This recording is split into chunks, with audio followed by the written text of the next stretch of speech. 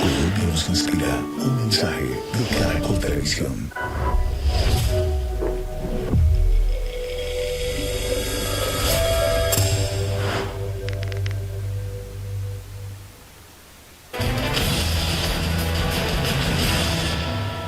La periodista Ginette Bedoya, secuestrada y violentada sexualmente por las autodefensas en el año 2000, le pidió a la Corte Interamericana de Derechos Humanos que como medida de reparación le ordene al Estado colombiano el cierre de la cárcel La Modelo en Bogotá.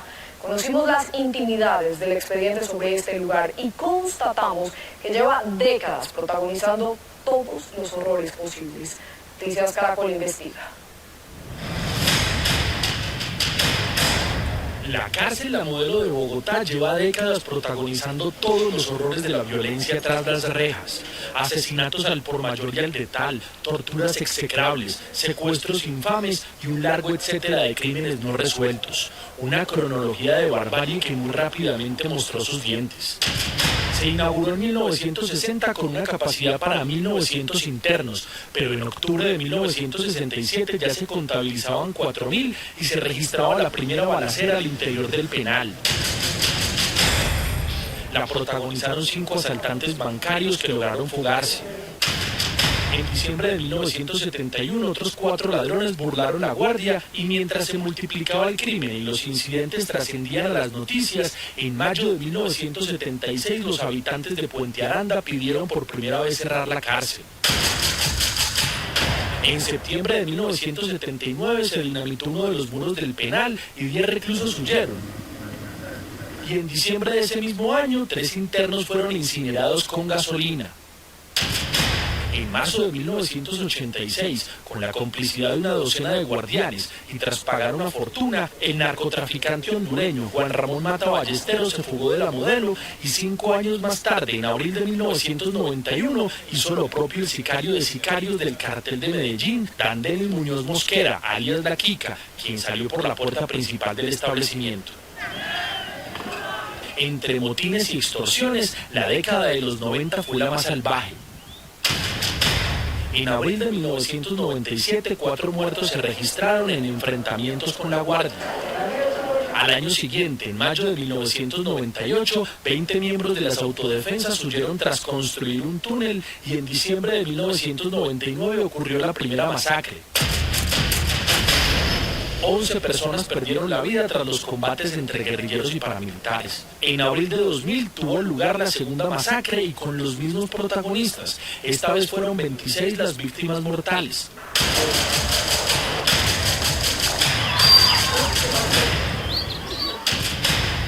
Al mes siguiente, en mayo de 2000, mientras se disponía a hacer un reportaje sobre lo que ocurría allí, la periodista Ginette Bedoya fue secuestrada y abusada por miembros de las autodefensas. Y un año después, en julio de 2001, las autoridades tuvieron que reportar la tercera masacre al interior del penal. 10 muertos en total. El telón de muerte y oprobio en La Modelo no se cerró jamás, y así lo constata un expediente de la justicia en poder de este noticiero, en el que todavía se investigan 157 homicidios y 3 desapariciones ocurridas entre 1999 y 2003. David Martínez, ex asesor del Comité de Solidaridad con los Presos Políticos, y quien conoció de primera mano la barbarie de esa época, coincide en que La Modelo debería clausurarse, tal como lo pidió la periodista Ginette Bedoya. Hay demasiados crímenes insepultos, dice. Si acumulamos años, no solamente ese periodo, si sabemos que siempre es un registro que se hiciera la demolición de la cárcel y se miraran las posibles fosas comunes que había en el fondo de la cárcel. Eso es lo que habría que entrar a mirar, o sea, eso debe estar lleno de muertos. Es decir, La Modelo es un camposanto que no ha sido descubierto. Total. Martínez se refiere a los tiempos más atroces que protagonizaron como caciques de la cárcel Ángel Gaitán Maecha y Miguel Arroyave, capos del paramilitarismo, con línea directa con Carlos Castaño Gil en el nudo de Paramillo. La Modelo entonces parecía todo menos un centro de reclusión, era más bien un cuartel general alterno de las autodefensas en pleno corazón de Bogotá. El crimen de Jaime Garzón es una prueba más de ello. En agosto del año 1999, unos días antes de su asesinato, Jaime Garzón fue a la cárcel La Modelo a entrevistarse con Ángel Custodio Gaitán Maecha y tratar de frenar la orden de asesinarlo. Se dirigió a la cárcel y desde allí pudieron entablar comunicación a través de un teléfono satelital con Carlos Castaño, entonces máximo comandante de las Autodefensas Unidas de Colombia. En esa cárcel los grupos paramilitares tenían pleno dominio y podían seguir y continuar su red criminal y su contacto con el exterior. A pesar de su charla con Castaño, ya el plan criminal para asesinar a Jaime Garzón estaba en marcha y en la madrugada del 13 de agosto de 1999, cuando se dirigía a Radionet, fue asesinado a mansalva por 2 sicarios de la banda La Terraza al servicio de alias Don Berna. Los casos de Garzón y Bedoya son quizás los más conocidos, pero de esa vorágine de crímenes ocurridos en La Modelo hay decenas de testimonios de exparamilitares que aparecen consignados en el expediente en poder de Noticias Caracol. Extorsiones, secuestros, descuartizamientos, sangre, todo tenía un precio allí y todo era así de crudo.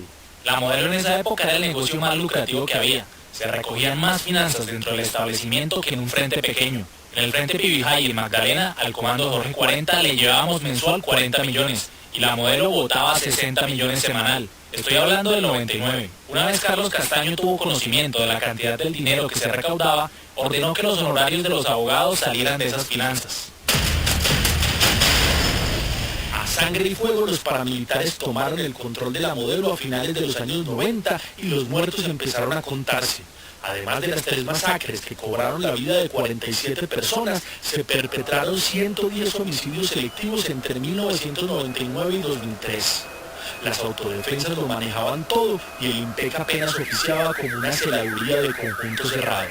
Había caspetes, asaderos de pollos, almacén de ropa, almacén de electrodomésticos, prenderías. En el año 2000 había una discoteca mucho mejor que la de la calle. Había gimnasio grande para 20 o 30 personas.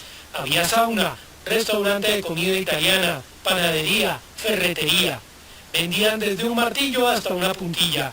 Vendían taladros. Eso era una ciudad pequeña.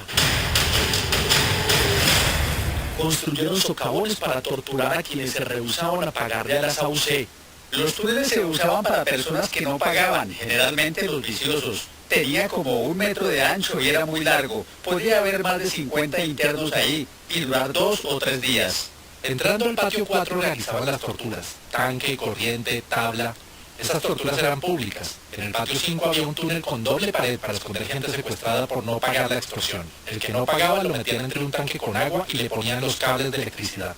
Al capellán de la época, que algo intentó hacer para frenar esa violencia desbordada, también le advirtieron que podía terminar picado. Hasta me dijo en algún momento de los paramilitares que le ha hecho, padrecito, no se meta mucho porque si no lo metemos a la licuadora. Y ya sabe que el descuartizamiento se llamaba era la licuadora. A muchos los desollaron vivos. Las hachas con las que picaban a las personas eran pequeñitas, con buen filo, y los cuchillos del mismo rancho los utilizaban para abrir y sacarles las tripas. También hubo cianuro por montones. Se usó mucho cianuro para matar gente. Eso entraba por el patio 3 y en ese patio le daba un frasquito a cada mando y uno se lo daba al que había que matar silenciosamente. Se les daba en la boca o con jeringa para decir que era un ataque cardíaco. Hubo como 3 o 4 casos. Entre más poca la dosis, más letales. Los asesinatos abominables se multiplicaron. En el momento que este se dirigía a darles el mensaje a los líderes del patio 4, que estaban en el 4º piso, fue decapitado por un miembro de las autodefensas y se agudizó la toma. Lo degollaron, le quitaron la cabeza y la tiraron a la cancha. Otro fue ahorcado en la cancha de básquetbol. En la canasta estaba amarrado a un lazo porque lo habían capturado con droga. Y a toda la gente del pabellón 4 se les dijo que se asomaran a la ventana para que miraran por qué lo estaban ahorcando. Y ahí quedó guindado. Primero lo ahorcaron y posteriormente lo desmembraron. Escuché que una parte la habían arrojado por la alcantarilla, otra parte a la caneca de la guamasa y con la cabeza estuvieron jugando o asustando a otros internos hasta altas horas de la noche. El otro capítulo por esclarecer es si en esas masacres en La Modelo y en los asesinatos selectivos se ocultaron cifras para no escandalizar al país. El expediente recoge testimonios así. Allí hay muchos desaparecidos y muchos de ellos se están haciendo pasar como fugas. Se botó gente por las alcantarillas. Esos señores utilizaban la guamasa que siempre sacaban 22, 24, 30 canecas de 55 galones. Allí se picaba la gente y se echaba en aguamasa. También las echaban en bolsas negras y se sacaban por la basura. Escuché que en una de esas tomas, en la del patio cuarto, hubo 72 personas asesinadas y al parecer la guardia solo reportó el 50 o 60% de las víctimas. Por comentarios de Ángel Gaitán, Miguel Arroyave y Juan de Jesús Pimiento, esos cadáveres restantes fueron desaparecidos. Lo que se escuchaba decir es que habían sido muchos los cadáveres y que unos los había sacado el IMPEC en una volqueta fuera del establecimiento carcelario. Supuestamente, digo yo, para no escandalizar mucho por la cantidad de muertos. El mismo expediente revela otros datos escabrosos que coinciden con las versiones de los exparamilitares. Por ejemplo, era frecuente que en los conteos de los internos se reportaran misteriosas desapariciones de reclusos. El 19 de agosto de 1999 se registró un faltante de 21 internos. El 8 de diciembre de ese año de 50. El 8 de junio del 2000 de 48 internos más. Y 2 días después ya eran 68 los internos que no aparecían. Recuerdo que unos internos que estaban abriendo uno de esos túneles comentaron que se habían encontrado con unos 30 muertos allá metidos y que olía horrible y por eso les tocó sellar ese túnel. Hay decenas de testimonios así, cada uno más salvaje que el siguiente, y sin embargo, todavía hay demasiados muertos y torturados y desaparecidos de los que poco o nada se sabe, más allá de sus nombres o de cuadros estadísticos. Semejantes antecedentes de horror y crimen, el exfiscal Alfonso Gómez Méndez le pide a la JEP lo siguiente. Tenemos la oportunidad de que se les permita a los jefes paramilitares que hablen, que digan todo y que el país conozca su verdad para que no siga siendo un país de mentiras. El último episodio de violencia en la Modelo ocurrió en marzo de 2020, cuando 24 internos fallecieron tras un motín. Hoy se indaga si la Guardia ejecutó a muchos de ellos en estado de indefensión. Más allá de si se debe o no cerrar la Modelo, este recuento de terror y muerte, desde los primeros reclusos incinerados con gasolina en 1979 hasta los 24 que murieron el año pasado, constituye un capítulo vergonzoso para cualquier Estado democrático. Juan David Laverde, Noticias Caracol.